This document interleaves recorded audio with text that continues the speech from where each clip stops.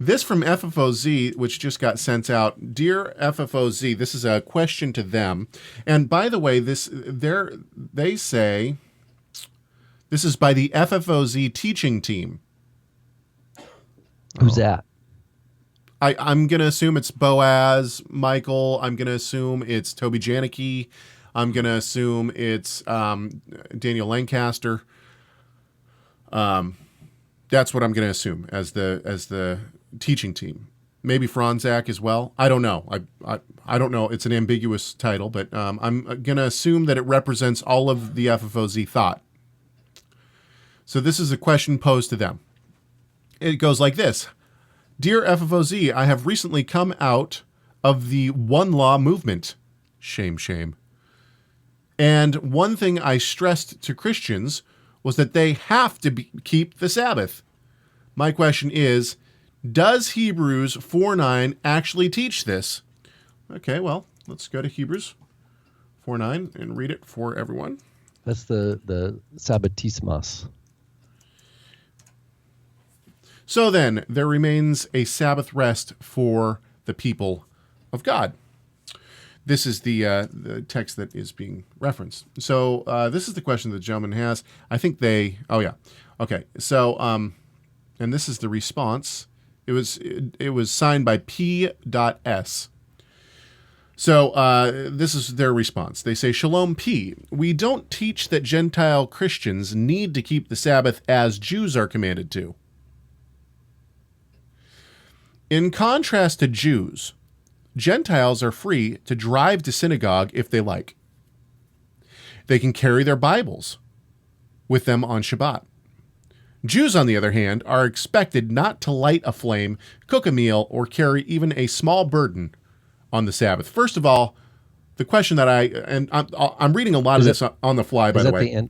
Is that the end of it? It is definitely not the end. You got 3 more paragraphs. But the one thing I want to say here is, if carrying your Bible is a burden, maybe you got some bigger issues than, anyway, not the point. Okay.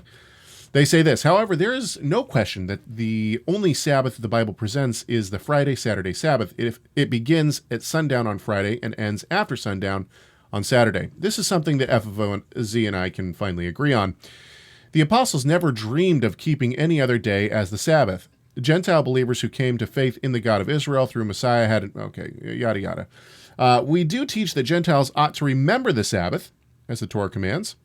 They may rest on it, as the Torah commands. Wait a minute. So the commandment does apply? It's... does it apply or not? Quick, to the Didache! I mean, I don't know. It seems to me... What is this? Thank you, chat room. Here, hang on just a sec. I'll post you a link in the chat room. The chat room is asking for a link to this. There you go.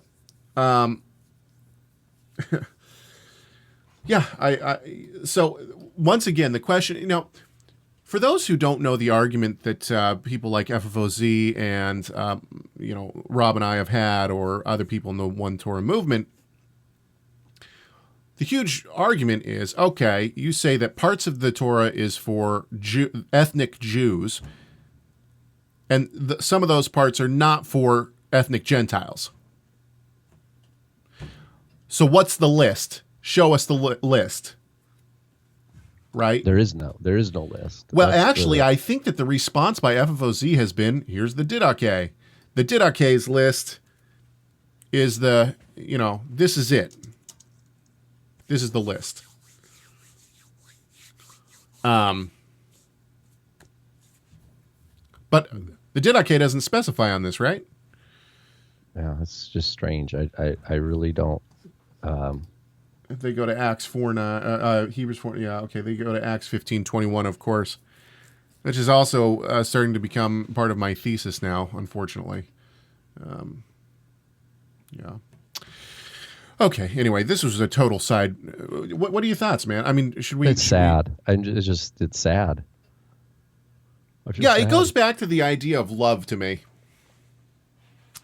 Right. So if I tell my son, What's a good example? Son, you're not allowed to go in the front yard. You can only play in the backyard. Because the backyard is fenced. And we don't live in a good neighborhood. And, the next door neighbors has a dog that keeps getting out that likes to bite people. So you're not allowed to go in the front yard. You can only stay in the backyard because it's fenced. And this is for your own good. I'm giving you these commands for your own good. And I've put toys back there so you can play, and it's going to be more fun, right? I give you blessings for being in the backyard. Okay? And then I say to my daughter, that backyard is not for you. That backyard is only for my son. Now you are my son, but you go into the front yard. You play in the front yard, not the backyard. I mean, this is exactly what they're teaching God is saying. I love you, and so I've given you these commandments to my people. But these people over here, my people, they're not good enough for these commands. They're not good. I love these people more, so I give them the commands to bless them and to keep them and to be my people. These people over here, you're not good enough for those commands. I don't want you to have those commands. You can't even keep them. That's what it sounds like to me. Rob and I appreciate you watching that video. We also would appreciate it if you'd subscribe to our YouTube channel. You can do that by hovering over this round thing right over here and then clicking the subscribe button. You should do that.